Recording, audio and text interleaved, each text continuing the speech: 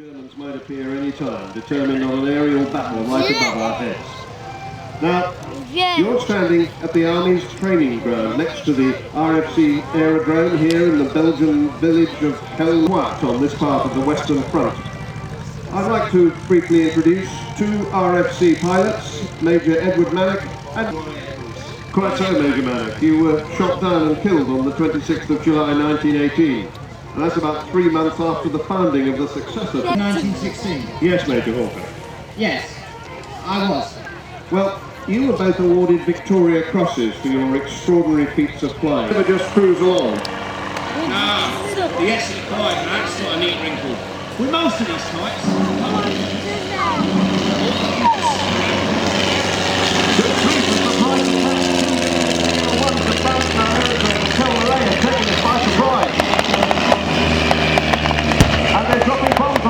On the encampment there.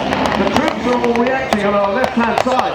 Well, begins with A, obviously. I put also up the music you like. George Road. For when a young fellow is getting in.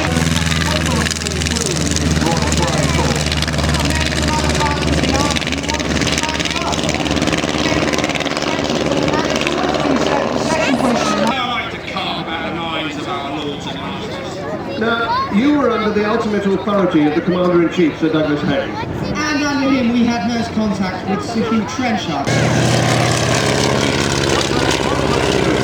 very much fear it's my old nemesis, the Baron Mountain von Richthofen. That's German aircraft going to cause an extremely nippy airplane. Lots of lift coming from those three wings.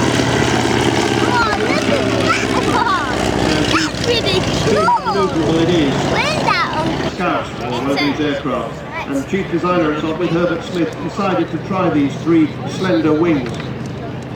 An immediate success, but with a slight loss of maneuverability. Lots of climb. The reduced wingspan and restricting area is easier to handle.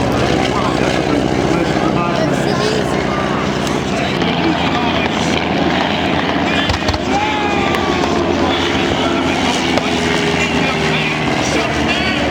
Sopwith followed up on the triplane with a Sopwith. You could do a right-hand turn by going 270 degrees left. That's what the commanders did. We knew you had to nurture the new boys. Organised. Indeed, that got 24 squadron. We rather turned back the forces.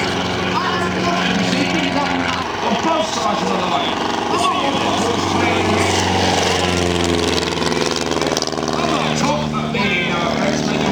Well, none taken, I'm sure. Wasn't a gentleman's war. Big shelter story which is quite 6 aircraft over on the German side. A home teacher with 5 pieces. Flying behind it.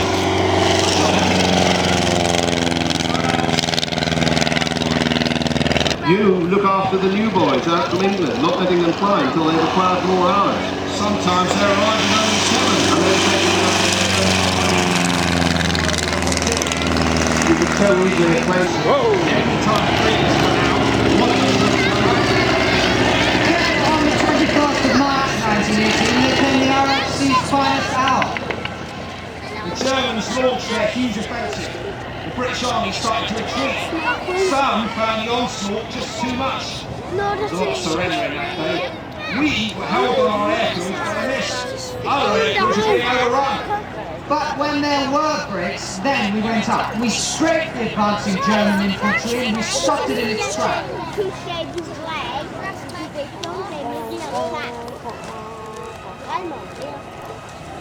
And the RFC was able to report troop movements and attacks. What we would call real-time intelligence. If you say so, sir. For an example of the RAF's effectiveness, we can read what the Germans on the ground have to say about it.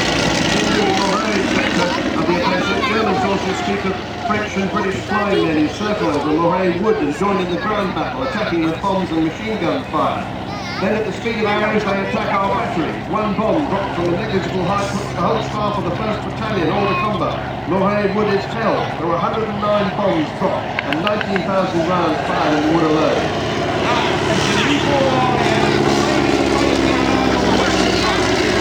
And one time we see that the German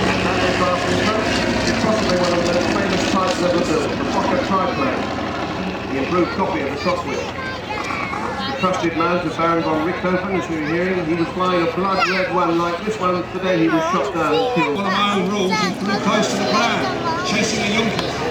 We know about you, Major Hawker, because we have von Richthofen's combat report.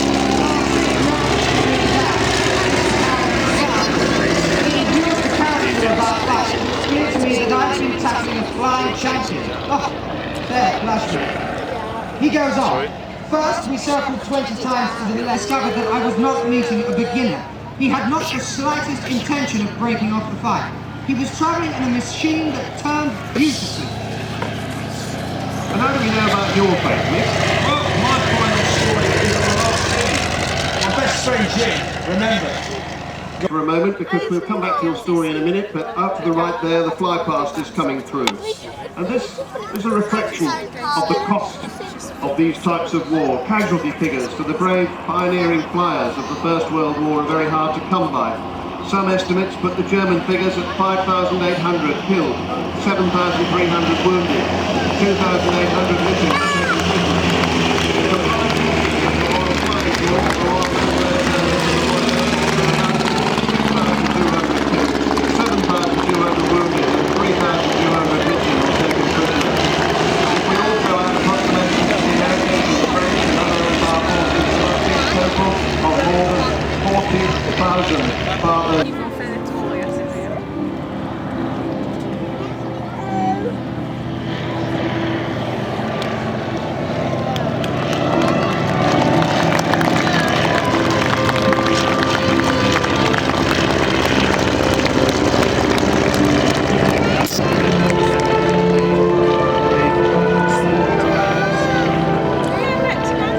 Website, whatever that is. Gentlemen, thank you.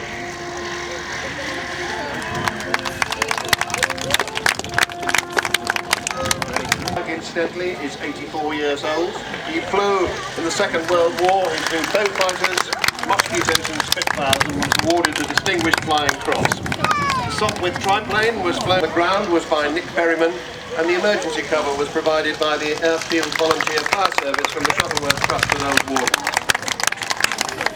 The Troops was written, produced and directed by Jonathan Ruffle. It was an air sound production for English Heritage.